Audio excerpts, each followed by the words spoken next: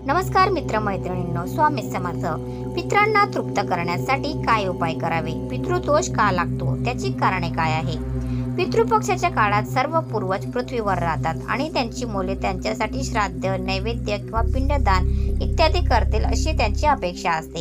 यापैकी काही केल्याने ते तृप्त होतात आणि आशीर्वाद देऊन परत जातात. जे लोक आपल्या पूर्वजांना संतुष्ट करीत नाही त्यांना शाप मिळतो असे मानले जाते, ज्यामुळे त्यांच्या जीवनात अनेक प्रकारच्या समस्या निर्माण होतात.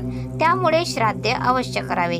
श्राद्ध करायला जमत नसेल तर नदीच्या पाण्यातही भात सोडावा किंवा घरातच जेवणापूर्वी अन्नाचा घास ठेवून नम्रपणे हात जोडून प्रार्थना करावी.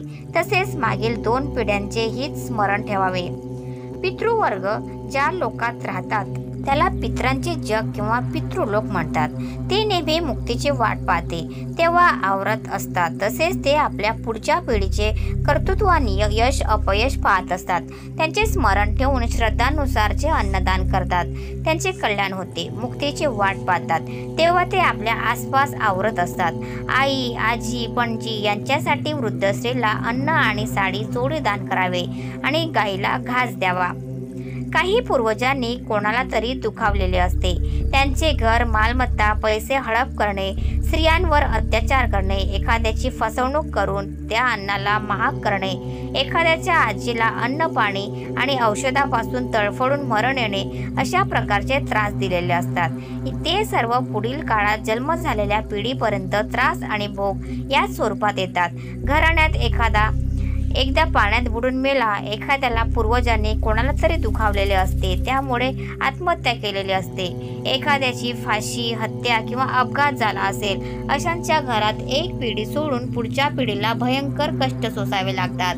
हे सर्व पितृदोष आहेत. ते कर्म वरून आडवे येतात आणि प्रगतीला खीळ बसते. प्रामाणिक माणसांचे अंतरंग पितरांना दिसते, त्यामुळे त्यांच्याविषयी वाईट बोलू नये. एखाद्यावर पित्र प्रसन्न असल्यास त्यांची भरभराटही होऊ शकते. जन्मपत्रिकेतील पितृदोषाची लक्षणे. नंबर 1, शरीराला असाध्य रोग असा रुद्रवणे, घरात कोणाला तरी आजाराचा त्रास होणे. नंबर 2, विषारी सर्प चावणे. नंबर 3, मन, शरीर, रचार, मन अशांत असणे, भीती वाटणे, बळबळणे, भास होणे. नंबर 4, नदी किंवा समुद्र पाहून होणे, वाईट स्वप्न पडणे, निद्रानाश होणे, रात्री घाबरणे, पूजापाठ, दानधर्म, कुलधर्म, कुलाकार्यात अडथळा येणे. नंबर 7, कामात मन न लागणे, अस्वस्थ वाटणे. नंबर 8, घराला पाणी पुरवठा न्यून होणे. नंबर 9, दाम्पत्य सुखी समाधानी न वाटणे. नंबर 10, घरात शुभ कार्य न ठरणे किंवा लग्न कार्यात अडथळा येत राहणे. नंबर 11, वारसा हक्क जाणे, लोकांची भांडणे आणि वादविवाद होणे. नंबर 12, कोर्ट कचेरीचा त्रास चालू होणे. नंबर 13, परिवारातील एखाद्या व्यक्तीला अचानक बाधा, भूत प्रेताच्या त्रासाचा अनुभव येणे. नंबर 14, नोकरीत किंवा व्यवसायात स्थिरता न राहता वारंवार पालट होणे. नंबर 14, कर्ज होणे, पैसे पुरे न पडणे, घरात धनधान्य न्यून होणे. नंबर 15, कुटुंबाच्या पोषणाची काळजी वाटणे. उपाय. नंबर 1, पितृपक्षात सर्वप्रथम आपल्या पूर्वजांचे स्मरण करावे लागते.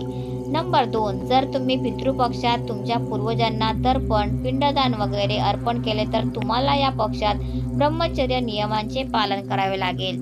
नंबर 3, पितरांना पिंडदान करताना काळे तीळ, फुले, दूध, कुश, गवत पाण्यात मिसळून त्यांना अर्पण करा. कुश वापरल्याने पितर लवकर तृप्त होतात. नंबर 4, पितृपक्षात दररोज स्नानाच्या वेळी पूर्वजांना जल अर्पण करावे, त्यामुळे त्यांचा आत्मा तृप्त होऊन ते आशीर्वाद देतात. नंबर 5, धार्मिक मान्यतानुसार पितृपक्षाच्या सर्व दिवशी पितरांसाठी अन्न ठेवावे.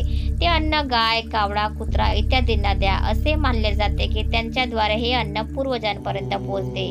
पूर्वजांचे श्राद्ध सकाळी 11:30 ते 2:30 या वेळेत करावे. दुपारी रोहिणी आणि कुतुब मुहूर्त हे श्राद्धासाठी उत्तम मानले जातात. 7, पितृपक्षामध्ये पूर्वजांची देवता आर्यमालाला जल अर्पण करावे. ती आनंदी असते तेव्हा सर्व पूर्वजही आनंदी आणि समाधानी होतात असे मानले जाते. नियम. पितृपक्षामध्ये लसूण, कांदा, मांस, मद्य इत्यादींचे सेवन करू नये, ते निषिद्ध आहे. या काळात घरातील वडीलधाऱ्यांचा आणि पूर्वजांचा अपमान करू नका, पितृदोष होऊ शकतो. पितृपक्षात स्नानाच्या वेळी तेल, उटणे इत्यादींचा वापर करण्यास मनाई आहे. या काळात कोणतेही धार्मिक किंवा शुभ कार्य जसे की जावळ, लग्न, गृहप्रवेश, नामकरण इत्यादी करू नका. पितृपक्षाच्या काळात अशा गोष्टी करणे अशुभ असते. अखंड 5 वर्षे घरात पूर्वजांची श्राद्ध होत नसल्यास नारायण, नागबली, त्रिपिंडे, 3 पिंडाचे श्राद्धविधी आणि तीर्थश्राद्ध केल्यास पितृदोषाची शांती होऊन पितृगुणांचे शुभाशीर्वाद आणि पुण्य लागते. ते नियमित श्रद्धांजली करावी. त्यांना पितरांच्या संतोषाने आयुष्य, कीर्ती, बलते, धन, पुत्र, संसार सुख, आरोग्य, सन्मान इत्यादी गोष्टी प्राप्त होतात. अगदी भौतिक स्थूल राज्याचे संचालक आणि कुलाचे नित्यरक्षक पितर हेच आहेत. त्यामुळे पितरांच्या तृप्तीने अधिक सुखाचा लाभ होतो. पितरांच्या आशीर्वादाने आध्यात्मिक प्रगती, अनिष्ट देवतांची कृपा प्राप्तीत अडथळे निर्माण होत नाही. म्हणून पितरांच्या तृप्तीस अग्रक्रम आहे. प्रथम पितरांना, नंतर कुलदेवी देवता, इतर इष्ट देवतेची कृपा असा क्रम आहे. थोडक्यात महत्त्वाचे म्हणजे पारलौकिक सुख देण्यासही मूळ पितरच कारणीभूत असतात. या 4 वस्तूंची खरेदी करण्यास का मनाई आहे? मोहरीचे तेल. मोहरीचे तेल हे शनी ग्रहाचे प्रतीक मानले जाते आणि ते तिखट असते. याचा अर्थ पितृपक्षात ते खरेदी केल्याने शनीचा अशुभ प्रभाव पडतो.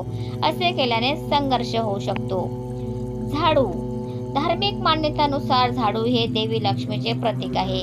पितृपक्षात झाडू खरेदी केल्याने धनहानी होऊ शकते, कारण हा काळ शुभ मानला जात नाही. मीठ. मीठ हे लक्ष्मीचे स्वरूप मानले जाते. याशिवाय ते शुभ प्रसंगी आणि शुभ दिवशी खरेदी केले जाते. म्हणून पितृपक्षाच्या काळात ते खरेदी करू नये. मात्र या वस्तू स्वतःच्या वापरासाठी खरेदी करू नये. पितृपक्षात पितरांना अर्पण केल्यानंतर मोहरीचे तेल किंवा मीठ दानासाठी द्यायचे असेल तर त्यावर कोणतेही बंधन नाही. सोने. पितृपक्षामध्ये सोने खरेदी करू नये. पितृपक्षामध्ये सोने खरेदी करण्यास शुभ काम करू नये. पितृपक्ष संपल्यानंतर तुम्ही नवरात्रमध्ये सोने खरेदी करू शकता, कारण पितृपक्षामध्ये शुभ कार्य करणे वर्जित आहे. नवीन कपडे खरेदी करावे का? पितृपक्षात नवीन कपडे खरेदी करणे वर्ज्य मानले जाते, कारण पितृपक्षाच्या काळात पितरांना वस्त्रदान केले जाते. त्यामुळे तुम्ही स्वतःसाठी कपडे खरेदी करू शकत नाही. तुम्ही दान करण्यासाठी कपडे खरेदी करू शकता. यावेळी अन्न आणि वस्त्रदान केल्याने पितर प्रसन्न होतात आणि व्यक्तीला समृद्धीचा आशीर्वाद देतात. तुम्ही या गोष्टी खरेदी करू शकता. पितृपक्षाच्या काळात नवीन घर, प्लॉट, फ्लॅट, नवीन कार इत्यादी खरेदी करता येते. यात कोणतेही मनाई नाही. तुमच्या प्रगतीवर पूर्वज प्रसन्न होतात असे मानले जाते. अशा परिस्थितीत तुम्ही या वस्तू खरेदी करू शकता. पितृपक्ष हा पितरांना समर्पित आहे. या काळात काही वस्तूंची खरेदी अशुभ मानली जात असल्याने ती खरेदी करण्यास मनाई आहे. या काळात बहुतेक लोक त्यांच्या पूर्वजांचे स्मरण करतात आणि त्यांना तृप्त करण्यासाठी विविध पद्धतींचा अवलंब करतात. पितृपक्षात पितरांना तृप्त करणे अनिवार्य आहे. त्यांच्यावरच घराच्या प्रगतीचा भार अवलंबून असतो. त्यामुळे देवाला जसे प्रसन्न करण्यासाठी आपण अनेक उपवास करत असतो, तसेच पितरांना प्रसन्न करण्यासाठी ही योग्य नियमांचे पालन करणे गरजेचे आहे. आपल्या दैनंदिन जीवन सुरळीत चालवण्यासाठी व त्यांचे स्मरण व्हावे यासाठी हा काळ पितरांना समर्पित आहे.